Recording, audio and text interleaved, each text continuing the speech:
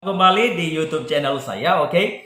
Di kesempatan ini saya akan menjelaskan mengenai talent mapping. Oke, talent mapping. Bagi Anda yang sudah pernah mendengar istilah talent mapping ini, pasti sekali Anda sudah memahami apa itu talent mapping, apa fungsinya dan lain-lain. Tetapi khusus bagi Anda yang belum tahu atau belum pernah mendengar talent mapping, oke, di kesempatan ini atau di dalam video ini saya akan menjelaskan sedikit banyak mengenai talent mapping. Nah, talent mapping itu adalah sebuah assessment, oke, untuk mencari tahu potensi terbesar atau skills atau juga kelebihan di dalam diri seseorang, oke.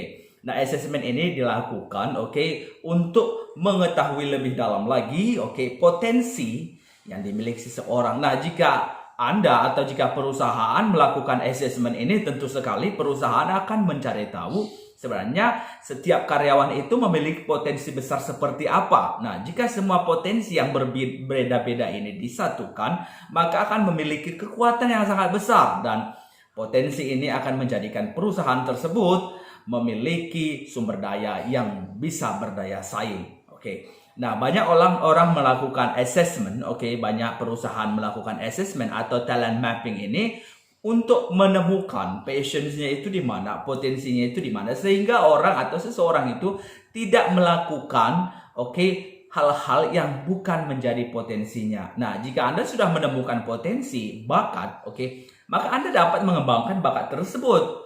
Jadi ada seseorang melakukan sesuatu atau melanjutkan studi atau mendalami suatu bidang, tetapi pada dasarnya itu bukan bidangnya. Jadi ketika dia menjalankan bidang tersebut, maka akan ada kendala. Nah, kendala ini akan menjadikannya lemah, tidak akan bisa mengarahkan dirinya menjadi pribadi yang maksimal. Oke.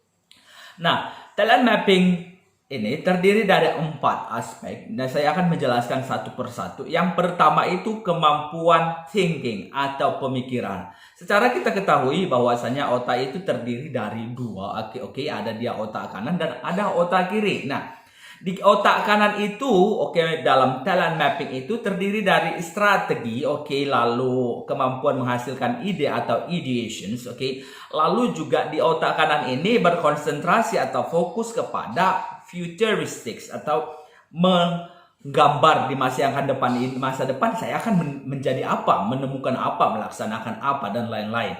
Oke, lalu juga di otak kanan ini adalah kemampuan menganalisis atau analytical.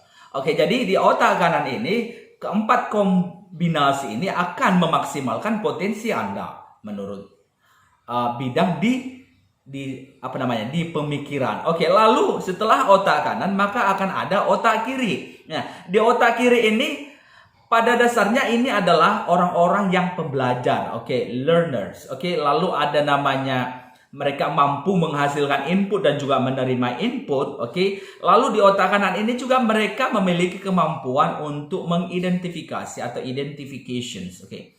Nah, setelah itu di otak kiri ini juga mereka itu mampu memahami konteks. Jadi baik itu otak kanan atau otak kiri, jadi seorang yang memiliki dominan di otak kanan, cara kerja otak kiri sebenarnya itu tidak menjadi masalah. Yang bagusnya memang mereka yang memiliki dominan itu di otak kanan otak kiri mereka dikombine sehingga memang memiliki kekuatan yang besar. Oke, setelah selesai di pemikiran maka kita akan mengarah ke striving. Nah, mereka ini yang striving ini tentu sekali memiliki sumber kekuatan besar. Mereka itu bisa berjuang, oke, tidak mudah menyerah. Oke, selalu menemukan ide baru. Mereka dapat berkompetisi, mereka mampu menemukan passions yang baru, mereka dapat melakukan usaha maksimal untuk mengembangkan diri mereka. Terutama ketika mereka mengalami kegagalan atau menghadapi masalah, mereka itu senantiasa menemukan solusi supaya bisa menjadi orang yang strive. Oke, nah faktor yang ketiga itu ada influencing. Oke, jadi sekarang ini lagi hebohnya atau sangat familiar bahwasanya kita itu kalau bisa menjadi seorang influencer, oke, terutama di era milenial ini dicatat influencer. Nah, influencer ini yang bagaimana mereka dapat mengubah. Nah, orang itu bisa menilai kita itu seorang influencer itu dari mana? Oke, menurut teori bisa dilihat dari cara berpakaian, content creator, mereka itu membuat konten misalnya di YouTube. Jadi, konten ini bisa mempengaruhi banyak orang dari cara berkomunikasinya dan lain-lain. Jadi hal yang paling utama di zaman sekarang, terutama bagi kaula muda, adalah menjadi seorang influencer. Dicatat, menjadi seorang influencer itu bagaimana mereka itu cenderung berfokus kepada kontekstual. Nah, bagaimana dan apa yang ingin mereka capai. Apa yang mereka capai dan bagaimana usaha mencapainya, bagaimana cara mempengaruhi orang lain, itu adalah usaha terbesar, adalah tugas dari seorang influencer. Lalu ada juga namanya activations, aktivasi. Jadi orang-orang yang mempengaruhi ini, mereka akan mengaktifkan sistem. Nah, sistem ini akan diikuti atau dijalankan orang-orang yang ada di sekeliling mereka.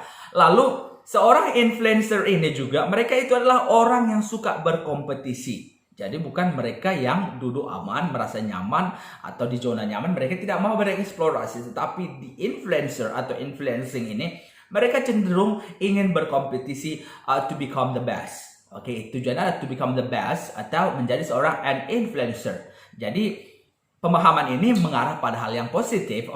Lalu ada namanya communications. Nah, jika kita melihat seorang public speaker, public speaker itu bisa mempengaruhi orang lain.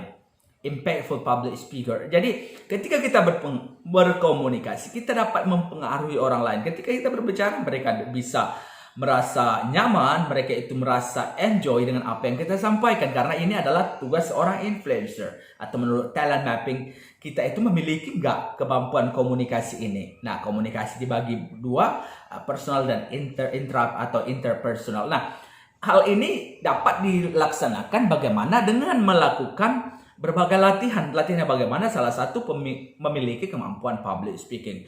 Nah, orang yang memiliki komunikasi yang baik, maka dia itu cenderung bisa menjadi seorang influencer. Jadi kita menyampaikan sesuatu, maka orang memahaminya, orang ingin meniru apa yang kita sampaikan. Apa yang kita sampaikan bisa mereka hidupi, mereka kerjakan dan lain-lain. Tentu sekali yang kita sampaikan itu berguna bagi orang lain atau yang mendengar apa yang kita sampaikan. Lalu juga di influencing ini mereka memiliki kemampuan self-assessment. Jadi ketika mereka mengalami kegagalan, mereka itu akan membuat assessment. Mengapa gagal? Jadi untuk mencegah kegagalan ini bagaimana? Jika ini berjalan, bagaimana memaksimalkan? Banyak pertanyaan, banyak usaha. Nah, tentu sekali dilakukan dengan assessment, latihan tadi. Jadi seseorang juga tidak akan memiliki pribadi yang baik jika mereka tidak pernah melakukan assessment. Orang menjadi iri kepada orang lain karena mereka tidak memiliki kemampuan. Tetapi di dalam influencing, dalam bidang talent mapping ini, mereka memiliki kemampuan untuk mengassessment dirinya. Pribadi yang bagaimana?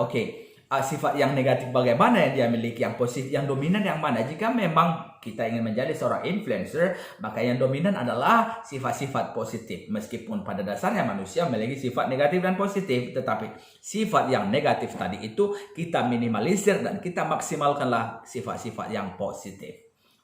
Nah, yang keempat di bidang talent mapping ini ada namanya relating. Relating. Jadi orang yang memiliki kemampuan untuk berhubungan dengan orang lain, dia memiliki sifat positif. Jadi orang yang selalu dikuasai dengan pemikiran negatif, maka sebenarnya itu dia tidak memiliki kemampuan untuk berrelasi dengan orang lain. Karena bawaannya selalu negatif, dikerjakan orang A, pemahamannya B. Jadi mereka yang memiliki sifat positif ini tentu sekali memiliki tenaga how to develop her atau himself. Nah, jadi her atau himself. Nah, di kemampuan ini maka mereka akan mampu mengembangkannya karena memiliki sifat yang positif. Yang selanjutnya adalah development. Kemampuan development ini adalah pengembangan bagaimana sebenarnya mengembangkan dirinya atau orang-orang yang di sekitarnya. Seorang pemimpin adalah mereka yang dapat mengembangkan anggota. Seorang pemimpin yang baik, maka dia memiliki kemampuan untuk menciptakan pemimpin-pemimpin lainnya. Jadi bukan hanya dia menjadi seorang pemimpin. Karena suksesnya organisasi adalah ketika mampu menghasilkan orang-orang yang visioner. Yang selanjutnya adalah harmoni. Nah, kita harus mampu menciptakan harmonisasi. Nah, bagaimana di mana kita tinggal? Jadi kita tidak usah terlalu banyak berpikiran negatif kepada orang lain atau juga mudah tersinggung atau sensitif, karena memang di kemampuan relating ini kita harus bisa memahami hal-hal yang ada di sekeliling kita. Ada lagi namanya adaptability, beradaptasi. Nah, seseorang mungkin dikuasai oleh pemikiran sempit, mereka ingin berusaha, orang lain itu seperti pemahaman dirinya, tidak pernah mau menerima perbedaan, maka ini adalah orang-orang yang tidak memiliki kemampuan untuk berelasi. Nah, mereka cenderung memaksakan orang lain seperti dirinya, tidak pernah mau mengerti, tidak pernah memahami hal-hal yang ada di lingkungannya. Maka kemampuan untuk berelasi ini tidak dimiliki seseorang. Maka jika kita tidak memiliki bidang relating ini, maka kita tidak akan bisa mengembangkan terutama potensi yang ada dalam diri kita. Nah, di dalam talent mapping terutama dalam relating ini juga ada kemampuan empati. Nah, kemampuan empati yang bagaimana?